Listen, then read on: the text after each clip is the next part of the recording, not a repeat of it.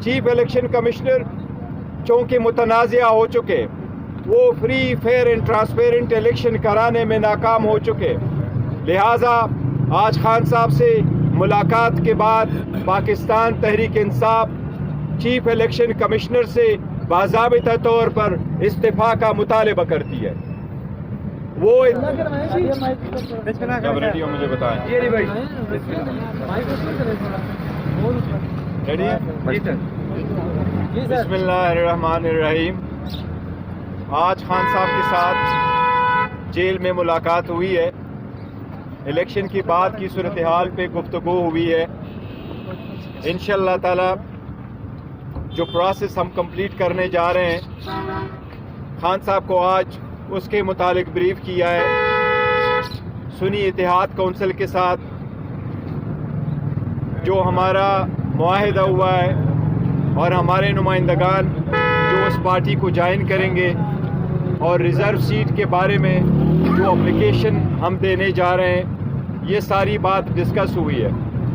इंशाअल्लाह ताला कल हमने 50 एमएनए की लिस्ट भिजवाई थी इलेक्शन कमीशन।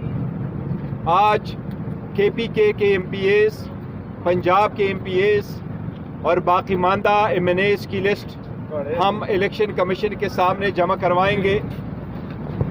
वो सुन्नी इत्तेहाद कौंसिल के बिहाफ से होगी और उसके साथ ही साथ इंशाअल्लाह ताला हम परसों इलेक्शन कमीशन में रिज़र्व सीट के लोकेशन के लिए दरख्वास्त देंगे, चाहे वो वोमेन की सीट है चाहे वो नॉन मुस्लिम है।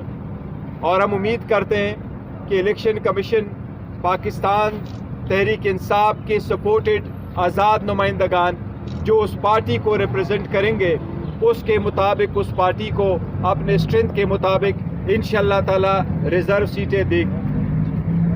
2-3 चीज़ों का अर्ज़ करना बड़ा ज़रूरी है।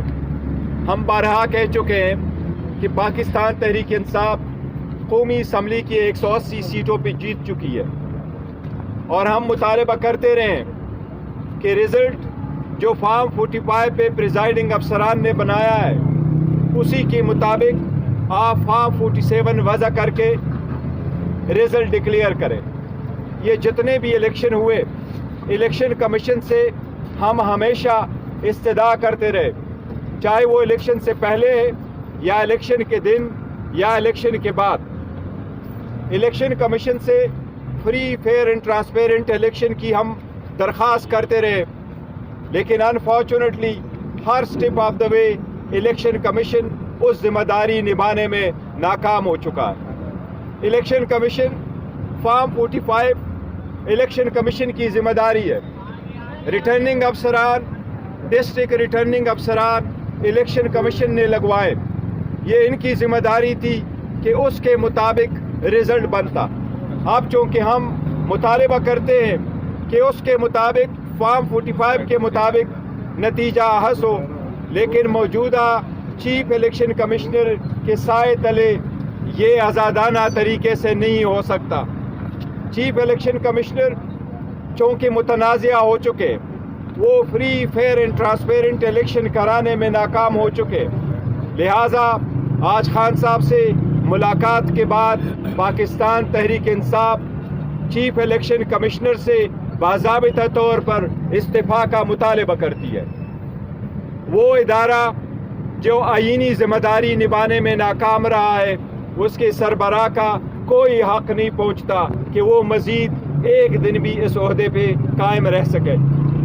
लिहाजा पाकिस्तान तहरीक इंसाफ मुतालबा करती है कि चीफ इलेक्शन कमिश्नर अपने ओहदे से फिलफोर रिज़ाइन करे, ताकि जो भी इंक्वायरीज हो रही हो वो इंक्वायरीज इम्पार्शियल हो और बग़ैर किसी इंटरफेरेंस के हो, और रिज़ल्ट जो मुतय्यन कराने हैं वो सही रिज़ल्ट उस मैंडेट के मुताबिक हो जो आवाम का मैंडेट है। उसके साथ ही साथ जो कमिश्नर रावलपिंडी ने स्टेटमेंट दी है, उसके मुताबिक हम मुतालबा करते हैं कि वो एक विसल ब्लोअर थे जिसने सबसे पहली खबर दी कि यहाँ धांधली किस किस्म की हुई है। लिहाजा हम मुतालबा करते हैं कि उसकी ज़िंदगी को اور اس کے بچوں کی زندگی کو تحفظ دی جائے تاکہ وہ کسی بھی انکوائری میں فریلی پارٹیسپیٹ کر سکے۔ الیکشن کرانا الیکشن کمیشن کی ذمہ داری تھی۔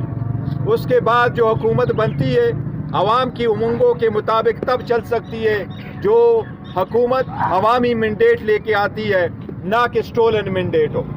اس کے آنے سے اگر free fair transparent result declare نہیں ہوتا اور فارم 45 کے مطابق رزلٹ نہیں آتا، اس سے IMF کا پروگرام بھی بہت زیادہ ڈیمیج ہو جائے گا، کیونکہ پاکستان اس وقت کسی بھی اس قسم کے اکنامک ٹرموائل کا متحمل نہیں ہو سکتا۔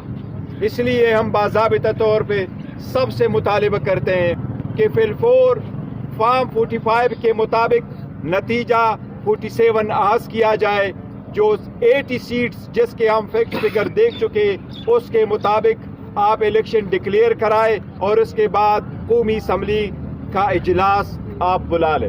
یہ ہمارے آج کے لیے ضرور لازم مطالبات ہیں۔